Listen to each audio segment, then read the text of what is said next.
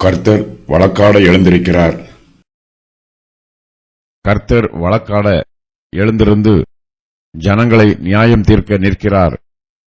கர்த்தர் தமது ஜனத்தின் மூப்பரையும் அதன் பிரபுக்களையும் நியாயம் விசாரிப்பார். நீங்களே இந்த திராட்சைத் தோட்டத்தை பட்சித்து போட்டீர்கள்.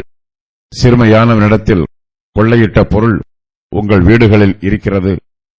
நீங்கள் என் ஜனத்தை நொறுக்கி சிறுமையானவர்களின் முகத்தை நெரிக்கிறது என்னவென்று சேனைகளின் கர்த்தராகிய ஆண்டவர் உரைக்கிறார்.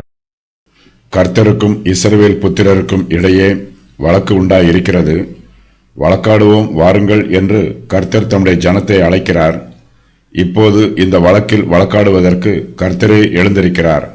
அவரே ஜனங்களை நியாயம் தீர்க்க நிற்கிறார். சிறுமைப்பட்டவர்களுக்கும் ஒடுக்கப்பட்டவர்களுக்கும் கர்த்தரே ஆதரவாக இருக்கிறார். கர்த்தருடைய ஜனங்களை ஆளுகை செய்கிறவர்கள் அவர்களை ஒடுக்குகிறவர்களாய் இருக்கிறார்கள்.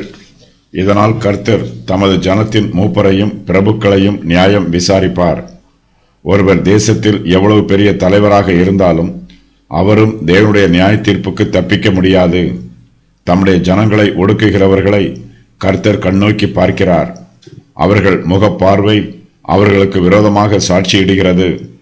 தம்முடைய ஜனத்தை ஆளுகை செய்யும் அதிகாரத்தை கர்த்தர் மூப்பர்களுக்கும் பிரபுக்களுக்கும் நியாயாதிபதிகளுக்கும் கொடுத்திருக்கிறார். அவர்கள் தங்கள் அதிகாரத்தை ஜனங்களின் நன்மைக்காக பயன்படுத்த வேண்டும். அதிகாரத்தை துஷ்பிரயோகம் பண்ணக்கூடாது. ஆனால் பிரபுக்களும் அதிபதிகளும் கர்த்தருடைய ஜனத்தை ஒடுக்குகிறார்கள். ஜனங்கள் சிறுமையானவர்களாய் இருக்கிறார்கள், பலவீனமுள்ளவர்களாய் இருக்கிறார்கள். பிரபுக்களும் அதிபதிகளும் சிறுமையானவர்களை பாதுகாக்க வேண்டும், அவர்களுடைய உடைமைகளையும் பாதுகாக்க வேண்டும். ஆனால் அதிபதிகளோ சிறுமையானவர்களை கொள்ளையிடுகிறார்கள்.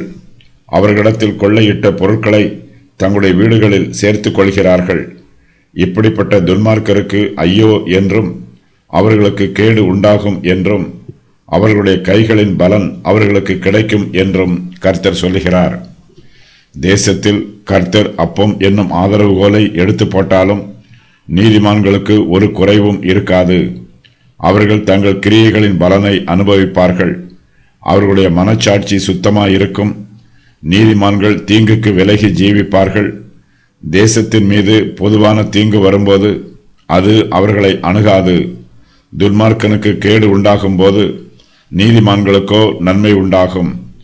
கர்த்தர் தம்முடைய ஜனங்களை ஆளுகை செய்யும் பொறுப்பை பிரபுக்களிடமும் மூப்பரிடமும் நியாயாதிபதிகளிடமும் ஒப்புக் கொடுத்திருக்கிறார். கர்த்தருடைய ஜனம் ஒரு திராட்சைத் தோட்டத்தைப் போல இருக்கிறது.